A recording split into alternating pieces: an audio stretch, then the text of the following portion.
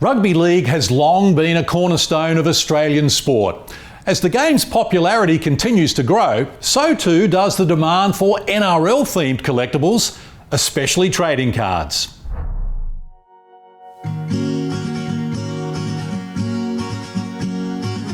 Edmund Barton was the first Prime Minister of Australia, and this was his weekender.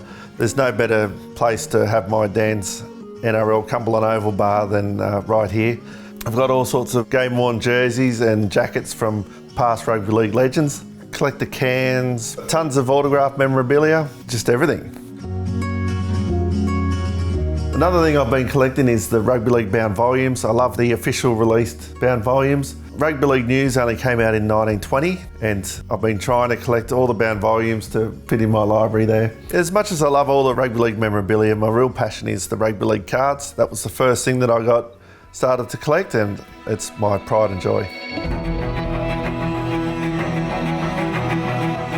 I remember as a kid, I used to give my lunch money to another student who was knocking off his father's footy cards, and I was actually losing weight because I wasn't eating lunch. My mum was getting worried because I was actually getting skinnier and skinnier. What footy cards do, especially the old ones, it takes you back to when you were a child, when you were a young kid, and all the memories you have of collecting those footy cards. The earliest known cards we know are 1910, so they've been around for over 100 years. There is one set in particular that really interests me, from a lolly company back in the day. Right in front of me here, I've got a 1925 Cains Sweets rugby league card collection. I've only been able to collect a handful of those. I really love the idea that these are not tobacco cards, they're something different.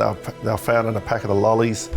To have a card that's over 100 years old of some very famous players, or they might have played for clubs such as Glebe or University, there's not many footy cards of those teams. We've got some famous names here: Harold Holder, Frank McMillan, Snowy Ladder, all played for Australia.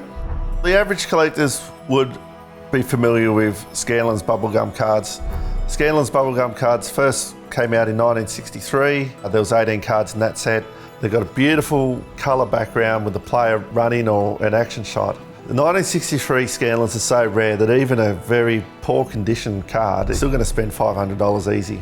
To find a pristine card of Reg Gasnier, you're looking at $4,000.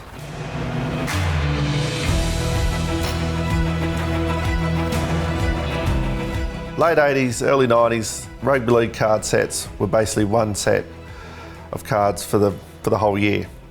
And then in 1994, dynamic marketing came in and the sets became something quite different.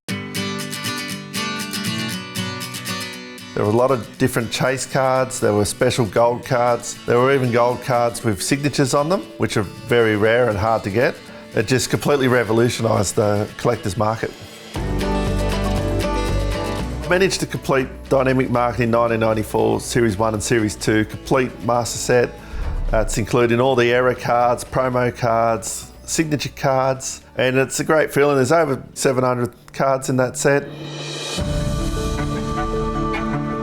In 2008, 100 years of rugby league in Australia, Select released the Centenary set, which is the pinnacle of rugby league card collecting in Australia. There are a lot of different subsets, but the best thing about this set is the Immortals signature cards.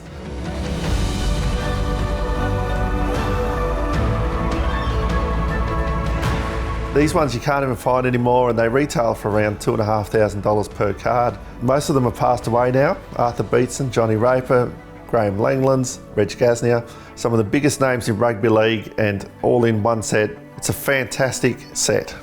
Whilst rugby league cards are my passion, one of my prized possessions is the first ever Dally M trophy which was issued, and that was to Percy Knight. And the reason it was issued to him first is because it was a lower ranking Dally M trophy award, and it was issued to Balmain alphabetically, was the first team released as a favourite player.